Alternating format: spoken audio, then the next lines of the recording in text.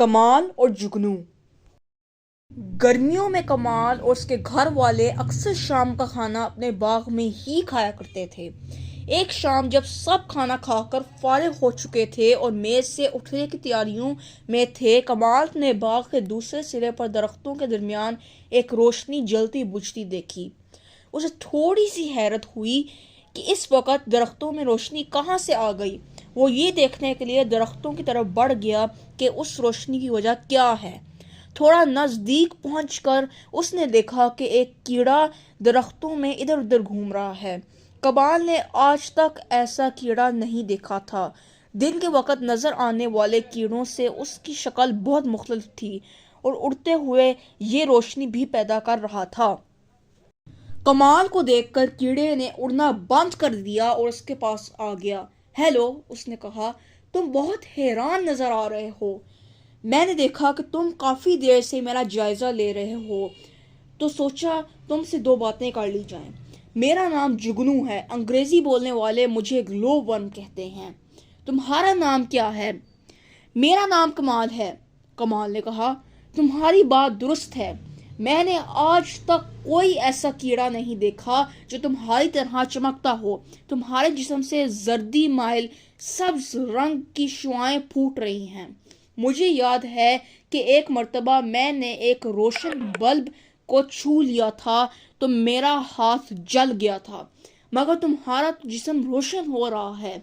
کیا اس روشنی کی حرارت سے تمہیں نقصان نہیں پہنچتا؟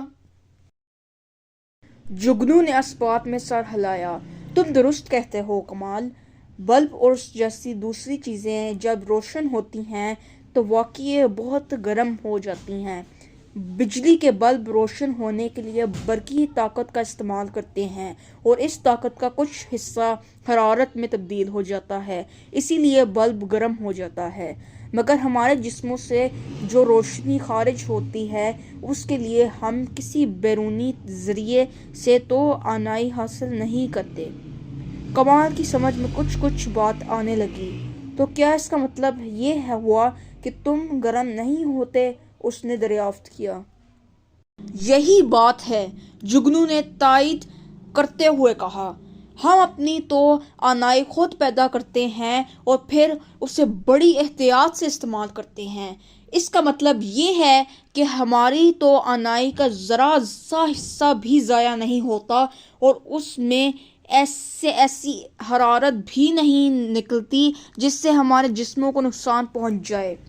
کمال ایک لمحے کو سوچ میں پڑ گیا، پھر اس نے کہا، یہ نظام تو بہت عمدہ ہے، تمہاری عقل کی تعریف کرنا پڑے گی، تم نے خوب سوچ سمجھ کر یہ سارا بندوبست کیا ہے۔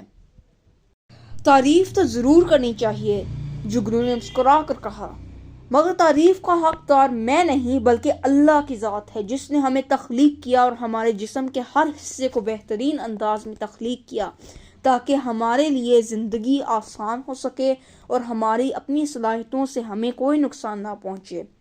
اڑتے وقت ہم بڑی تیزی سے پر مارتے ہیں، ایسا کرنے کے لیے ہمیں بہت سی توانائی کی ضرورت پڑتی ہے، پھر ہمیں روشنی پیدا کرنے کے لیے بھی توانائی چاہیے۔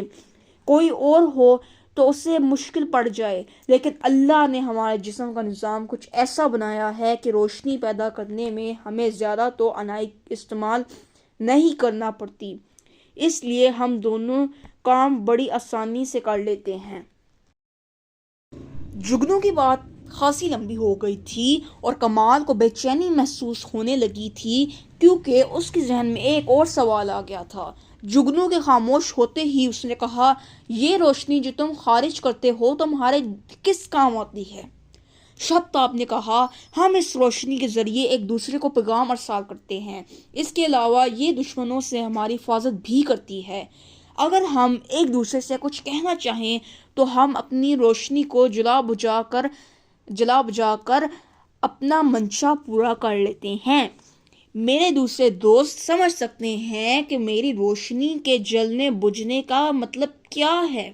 دوسری طرف اگر کوئی خطرہ درپیش ہو تو ہمیں اپنی روشنی کو استعمال کر کے اپنے دشمنوں کو خوفزدہ کر دیتے ہیں اور اس طرح ہماری جان محفوظ رہتی ہے۔ شبتاب کی باتیں سن کر کمال بہت متاثر ہوا۔ اس کا مطلب یہ ہوا کہ تمہیں جس کسی بھی چیز کی ضرورت پڑے وہ تمہارے جسم میں ہی موجود ہوتی ہے۔ اس نے کہا، اور تمہیں کسی بات کے لیے زیادہ طرد نہیں کرنا پڑتا۔ ٹھیک کہا تم نے، جگنو نے مسکرا کر کہا۔ سائنسدان ایک عرصے سے کوششوں میں لگے ہوئے ہیں لیکن آج تک ہمارے جیسا نظام تخلیق کرنے میں کامیاب نہیں ہوئے۔ جیسا کہ میں نے پہلے کہا، اللہ نے ہمیں نہایت خوبصورت انداز میں تخلیق کیا ہے اور ہر حصے کو اس طرح بنایا ہے کہ ہماری ضرورتیں احسن طریقے سے پوری ہو سکیں، بالکل اسی طرح جیسے اللہ نے باقی جانداروں کو تخلیق کیا ہے۔ تمہارا شکریہ، کمال نے مسکرا کر کہا۔ تم نے مجھے بڑی دلچسپ باتیں بتائی ہیں۔ کل میں نے ایک آیت پڑھی تھی، آج تمہاری باتیں سن کر میں اس کا مفہوم سمجھنے میں کامیاب ہو گیا ہوں۔ سورۃ النحل کی 17ویں آیت میں اللہ تعالیٰ کا ارشاد ہے، کیا وہ جو تخلیق کرتا ہے اس کے جیسا ہے جو تخلیق نہیں کرتا؟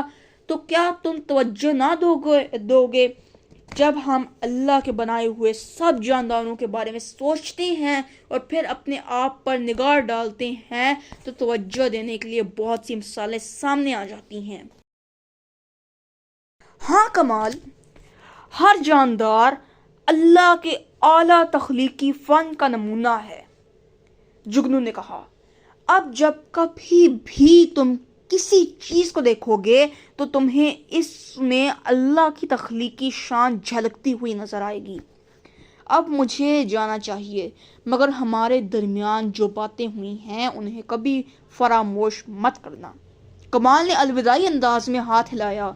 تم سے مل کر مجھے بڑی خوشی ہوئی شبتاب، امید کرتا ہوں کہ جلدی ہماری دوبارہ ملاقات ہوگی۔ گھر واپس جاتے ہوئے جگنو کی حیران کن تخلیق کے بارے میں سوچتا رہا۔ وہ اپنے گھر والوں کو اپنے ننھے دوست سے ہونے والی گفتگو کے بارے میں بتانے کے لیے بے تاب تھا۔